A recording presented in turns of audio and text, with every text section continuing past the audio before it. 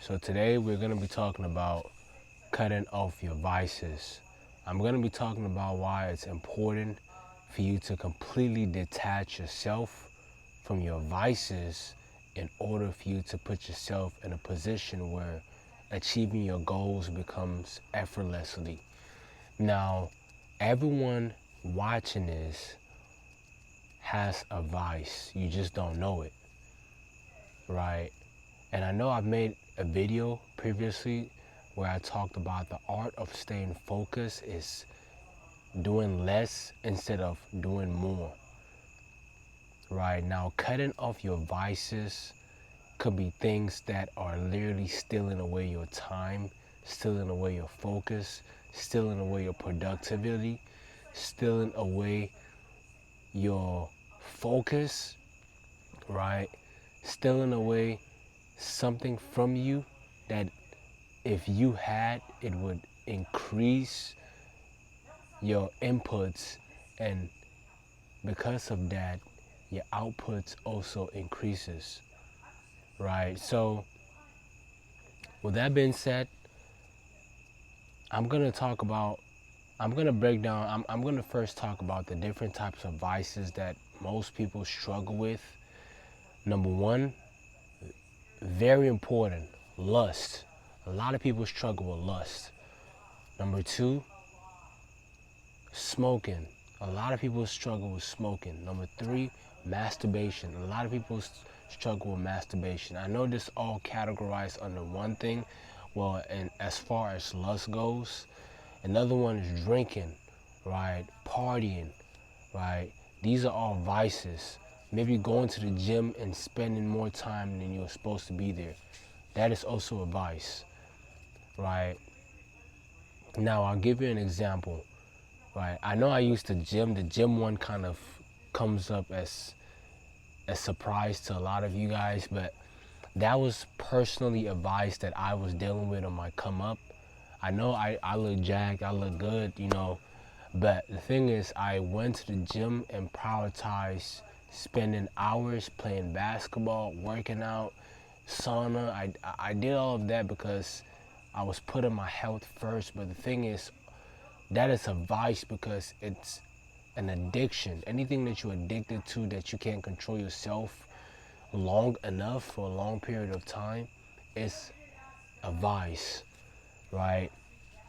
Now, I'm going to talk about the importance, obviously, the importance of cutting off those vices, and not just cutting it off, but putting that time towards activities or revenue driven activities, right?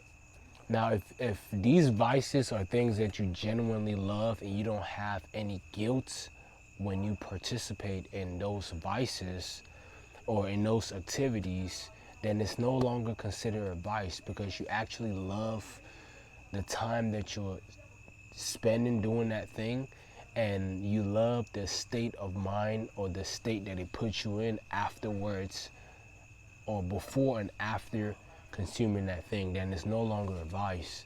For instance, people party, they go to parties and they party and they have guilt after, right? Post party, is it post party or pre? I don't know. But yeah, after the partying, they feel some sort of guilt that is within them that felt like, yo, I was there for 4 hours, spent so much money, I was lustful, and I could have been doing something else productive with that time. That is how you know that something that you were doing needs to stop, right? A lot of people ignore that, right? Your conscious, your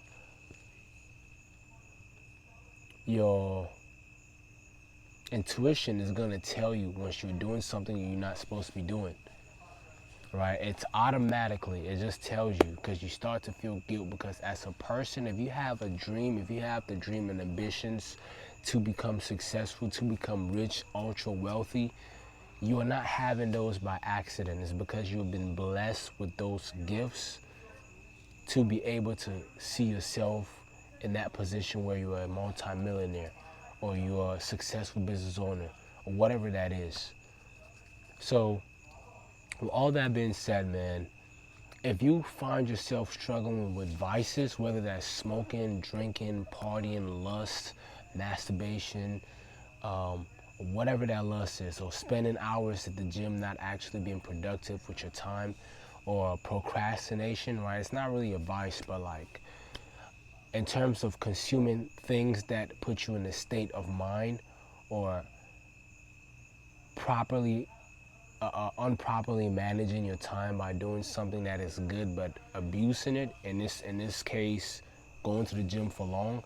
If you find yourself having these vices and you're on your come up and you're struggling trying to become the person that you need to be to make $1 million a month, $1 million a year, $10 million a year, whatever that goal is for you financially or physically, spiritually, in whatever areas that you're working in life, right? If you're having vices that are stopping progress from you achieving that specific thing, right? Becoming financially successful is honestly one of the hardest and easiest things to do, right? It's hard once you're a beginner in the game and you don't understand the concept of how money works, and in terms of the of letting time play out, right? I mean, it's everything, right? It's the same concept can apply to every other industry. Like working out, you don't just go to the gym 1 month and then you get jacked. You have to go to the gym repetitively for a certain period of time and understand that eventually that version of yourself that you want to be, you're going to be that, right? You're already going to be that. As long as you focus on the systems that takes you from where you're at right now to where you want to be, and completely forgetting about the goal, or like focus so much on people who have that goal, because sometimes focusing so much on people that have that goal, it causes you to focus less on yourself and getting yourself to that goal, right? But my whole point I'm trying to make here is, if you find yourself having vices, especially you trying to better yourself as a man financially, the main thing that you have to genuinely work on is figuring out those vices, right? Figuring out what the trigger buttons are, like what sets of events usually happen before you commit those vices, right? Let's say smoking, right? Now, I'm gonna use personal examples as analogies to break down these things, to make in a way that you guys can understand. Personally, last year, 2025, I went through a family loss, and now this is not an excuse to why I fell back to my old habits, but at the time it seemed as the most perfect excuse to why I should go back to smoking, and which I did. And it took me a while to eventually stop, like from the June of last year to about November. It was a habit consistently, but I caught myself in November and I was like, okay, I keep doing this thing. I have to study the chain of events that happen for me to drive, go by the smoke, light it up. I had to study myself. And as soon as I found out what state of mind, or what state was I vibrating in to think about wanting to go do that, I had to immediately cut it off. So for me personally, I realized, all right, every time I would feel like I've done enough for the day, done enough, and it's about 10 p.m. and I'm about to go to the gym, get a quick basketball session in, I'll just say, oh, on my way there, why don't I just stop and grab it real quick, smoke before going to the gym? And that was a repetitive action because I connected two activities together. So each time those activities aligned it perfectly in my head, it would just have to happen, because it was just a thing that it started just one time and it just aligned it, everything just went smoothly. And every other time it just became a chain that I just kept doing. And eventually, once I caught myself, because I realized that from doing that, I was, first things first, bad for the health, became a habit. I felt guilt, every time I did it, because I knew that the version of me that wants to constantly be making $1 million a month, or wants to get to making $1 million a month, does not do these things. So I felt all these things that I just broke down. And lastly, I just knew like, yo, I had to stop, right? The next day I felt sluggish and not really feel motivated and wanted to get up and like crush my goals of the things that I had lined up that day. So these are just personal experiences of how my vices slowed me down. Everybody's different. Now, drinking, partying, and all this other vices, I've actually gone through it and I've defeated it. However, my whole point I'm trying to make here without making this video too long is that you need to study the chain of events. You need to genuinely study yourself, right? Study yourself when you're sober, all the way till, and this is why journaling is so important. When you journal your day, how you're feeling, if you journal 3 times a day, right, just pick 5 minutes throughout the day. Write down how you're feeling, what you're about to do, what you did. On a scale of 1 to 10, how you feel about this day. Just certain things. Where you can look up a journal guide on Claude, ChatGPT, or you can just simply look up one on YouTube to look at a guide on how to properly journal. Me personally, what I do is I write down, obviously, the date, right? I journal once per day for 15 minutes, right? And mainly, I journal my thoughts, what I'm thinking, how I'm feeling in terms of my life, in terms of my life, business, in terms of my life, in terms of my life, categorized under business, family, relationships, finance, and mainly that 4 things. How am I feeling towards those areas? What struggles am I currently facing towards those areas? And also health, right? That's another one that I forgot. How am I feeling? All of those stuff. I journal those at least once per day for 15 minutes. I sit down and I write everything. And when you journal, for instance, if you're journaling is one of the easiest ways for you to overcome any addiction or any vices that you currently have. Because once you're journaling, if those things, or if your vices are things that you're trying to stop, you can always write it down and write what happened. But okay, today I failed, and I relapsed because of blah blah blah, whatever. Because now you can always go back and you can always star those dates, like, okay, on this day I failed, what happened? So in the future, when you're facing the same obstacles, your brain aligns yourself, you negotiating with yourself, you can literally just go back, flip on that page and look, okay, this is what I was doing and I failed because I did this. All right, I told myself that I'm gonna do this different in the future to make sure that doesn't happen again. Boom, problem solved, right? It sounds somewhat silly, right? It sounds boring, I should say, but you have to be so intentional with everything when it comes to wanting to achieve success, growth in any area of your life. The more intentional you are, the easier it is for you to succeed in that area, right? Because you take it so serious. You're not playing about a single second or about a single word, right? You're taking it you're being very intentional, right? So that's that. Because your vices is literally the devil trying to steer you off your focus. It's because you have to look at you trying to achieve your goals as you trying to, it's your current you and your future you. There's infinite amount of universe of what you can end up being. Your current you are currently in this universe, and your future you, which is infinite, you are fighting against infinite amount of different universes, and you're trying to align with one, which is the one that you internally want to be, the one that you have written down in terms of your goals, where you see yourself in the next 10 to 20 to 30, 40, 50 years, what kind of car you want to drive, what kind of house you want to drive, what kind of career do you want to drive, what kind of wife you want to have, what kind of kids, or how many kids do you want to have. All those things, you are fighting against a force that is stronger than you, and you have to be very intentional.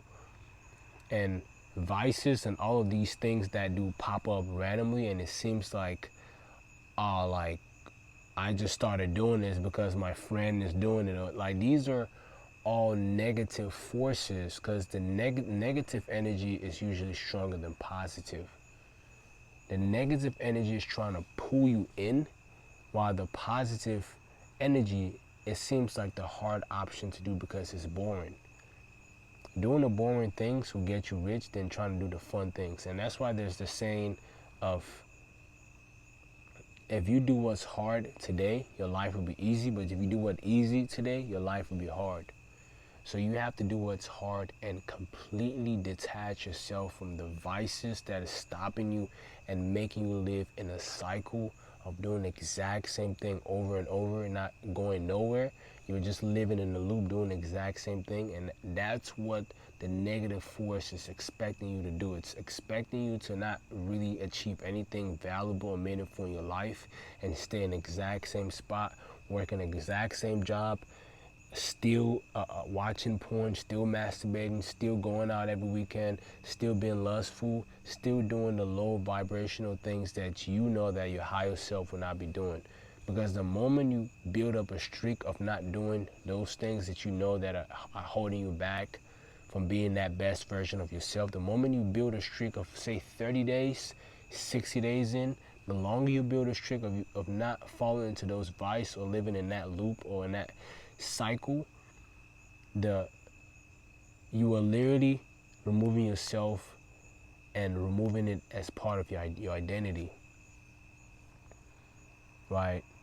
And I'm not saying, you can't mess up. Don't try to, don't mess up one time and then just categorize it as, oh, it's impossible. Like, I tried and, I messed up a few times, it's impossible. Because at the end of the day, there's a saying that if you've been consistently posting, or if you've been consistently doing something over and over and over and over for 90 days or 100 days, and you mess up 101th, it doesn't cancel out all those 100 days. As long as you don't mess up again